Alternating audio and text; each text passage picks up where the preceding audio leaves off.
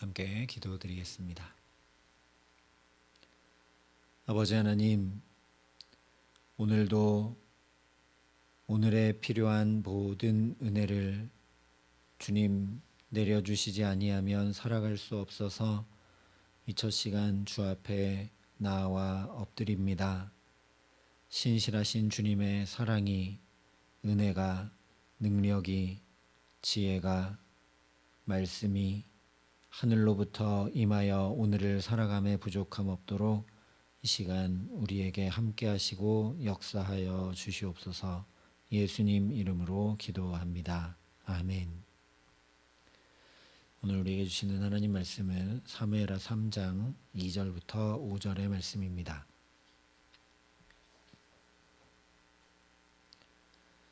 사무엘하 3장 2절부터 5절의 말씀을 봉독해 드리겠습니다. 하나님의 말씀입니다. 다윗이 헤브론에서 아들들을 낳았으되 맏아들은 암논이라 이스라엘 여인 아히노암의 소생이요 둘째는 길르압이라 갈멜 사람 나발의 아내였던 아비가일의 소생이요 셋째는 압살롬이라 그수랑 달메의 딸 마아가의 아들이요 넷째는 아도니아라 학깃의 아들이요 다섯째는 스바데라 아비달의 아들이요 여섯째는 이드르암이라 다윗의 아내 에글라의 소생이니 이들은 다윗이 헤브론에서 낳은 자들이더라. 아멘. 오늘 말씀은 다윗이 헤브론에서 낳은 아들들의 이름을 전해주고 있습니다. 물론 이 이름들은 1절에 다윗은 점점 강하여 갔다라고 한 말씀의 구체적 예시라고 할 수 있습니다. 고대 왕정 시대에는 왕의 후손들이 많으면 많을수록 안정된 왕조의 기반을 얻게 되는 것이기 때문입니다. 그러나 사실 이 말씀은 지금 여기 3장보다는 다윗이 하나님의 말씀대로 헤브론에 와서 정착한 뒤에 2장 4절 상반절에 유다 사람들이 와서 거기서 다윗에게 기름을 부어 유다 족속의 왕으로 삼았더라 한 말씀에 곧바로 이어서 그렇게 다윗이 왕이 된 다음에 아들들을 이렇게 낳았다 그 이름을 기록하는 것이 훨씬 자연스러워 보입니다. 하나님의 말씀을 따라 헤브론에 와서 유다 족속의 왕이 된 다음 하나님이 이렇게 아들들을 얻게 하시는 복을 주셨다.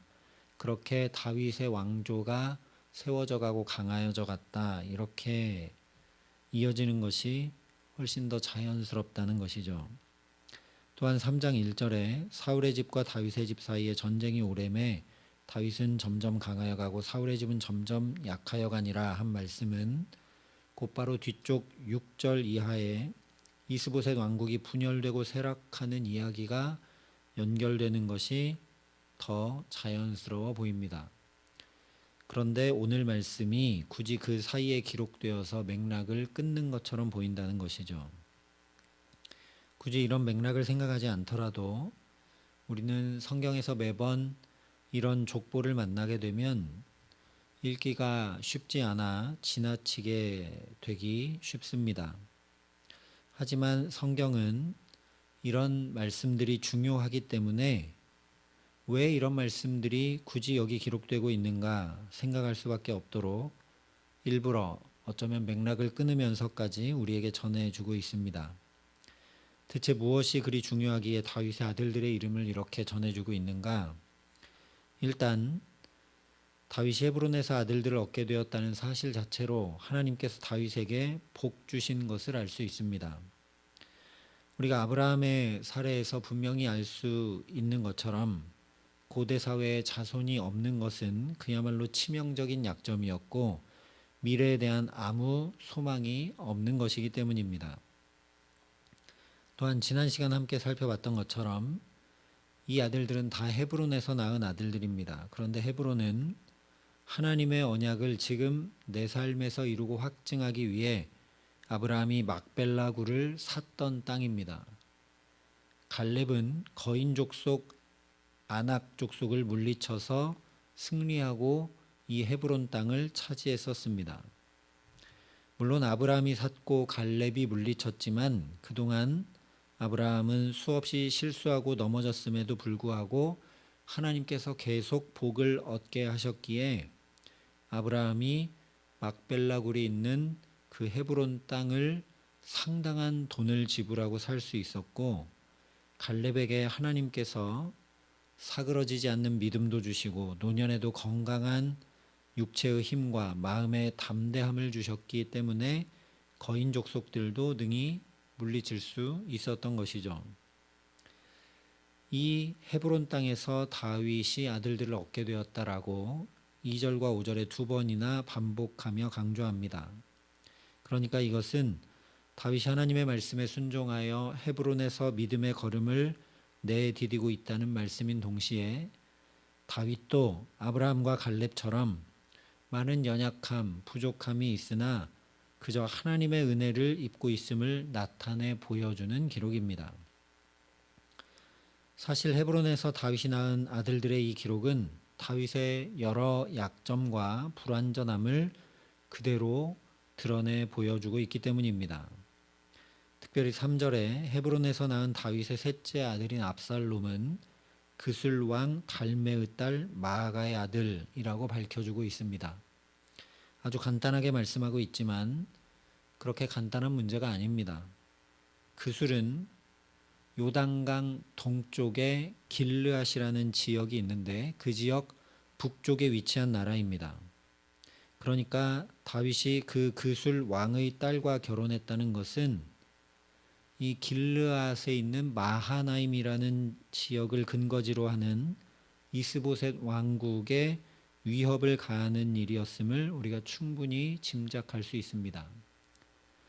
요단강 건너편 동쪽에 마하나임에 이스보셋의 왕국이 세워져 있는데 다윗은 지금 요단 서편 유다 족속의 땅에서 헤브론에서 왕이 되었기 때문에 이곳과 상관없는 지역인데 바로 인접해 있는 그술 왕 달메의 딸과 결혼해서 정략 결혼과 같이 다윗 왕국의 세력을 강화하고 있기 때문입니다.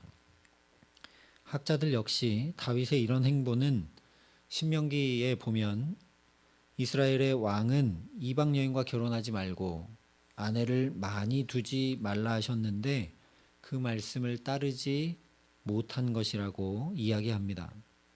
하나님의 방법이 아니라 사람의 방법으로 왕국의 안녕과 질서를 세워가려는 다윗의 연약함을 드러낸 사건이라는 말씀입니다.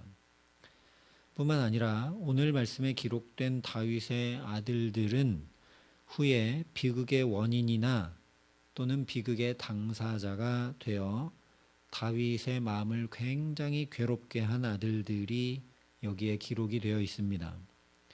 장남인 암논은 이복누이인 다말을 범하고 셋째 아들인 압살롬은 그 다말의 오라버니였기 때문에 암논을 암살하여 보복합니다. 뿐만 아니라 또한 압살롬은 아예 다윗 왕에게 반역을 일으켜서 스스로 왕이 되고 넷째 아들 아도니아도 다윗의 신하들이 수냄 여인 아비삭을 얻어 다윗 왕께 데려와야 할 정도로 다윗이 노년에 힘이 없을 때 반역을 일으켜 스스로 왕이 되었던 아들입니다. 한 가지 더 생각해 볼 것은 이 아들들의 이름입니다. 우리도 그렇지만 아이가 태어나게 되면 부모는 좋은 소망들을 담아 아이의 이름을 짓습니다. 마찬가지로 다윗도 여기 헤브론에서 아들들을 낳으면서 그렇게 이름을 지었을 겁니다. 첫째 아들이 암논인데 암논은 신실한이라는 의미입니다. 그러나 그런 소망과 달리 말씀드린 것처럼 암논은 신실함과 전혀 상관없는 사람이 되고 맙니다. 이복누이였던 다말을 자기가 병이 들 정도로 연모하다가 간교한 친구와 계책을 세워 다말을 욕보이고는 곧바로 종을 시켜서 끌어내버립니다. 이에 대해서 성경은 그리하고 암논이 그를 심히 미워하니 이제 미워하는 미움이 전에 사랑하던 사랑보다 더한지라 말씀할 정도로 신실함과 정반대인 변덕스럽고 표독스러운 자가 되고 맙니다. 셋째 아들 압살롬 역시 그 이름의 의미는 평화의 아버지라는 뜻입니다. 그런데 평화를 만드는 자가 아니라 암논을 암살하여 보복하는 자, 자기 아버지 다윗에게 반역하여 스스로 왕위에 앉는 평화를 깨뜨리는 자가 되고 맙니다. 다윗은 아들들의 이름을 소망을 담아 이렇게 지었는지 모르지만 그 소망대로 살아가는 복된 아들들이 되도록 본을 보이지도 믿음으로 잘 양육하지도 못했다는 것이죠. 그래서 종합해 보자면 오늘 다윗의 아들들에 대한 기록은 헤브론에서 유다족 속의 왕이 된 후에 7년 6개월 동안 다윗이 온전치 못했음을 반증하는 기록입니다. 그야말로 마음은 원이로 돼 육신이 약했던 다윗을 그대로 드러내 보이는 거울이 바로 이 아들들의 이름이라는 말씀입니다. 그렇다면 더더욱 오늘 이 말씀은 없어도 좋은 말씀일 것이고 없어도 내용이 흘러가는데 아무 문제가 되지 않습니다. 그러나 성경은 남김없이, 아니 오히려 맥락을 끊으면서 돋보이게 하여서 다윗의 어두운 그림자 같은 이 아들들의 이름을 하나하나 기록하여 전해줍니다. 그 이유는 무엇인가? 하나님의 나라가 결코 사람의 신실함, 사람의 진실함, 사람의 뛰어남, 사람의 위대함에 의해 세워져 가는 것이 아님을 분명히 알게 하는 것입니다.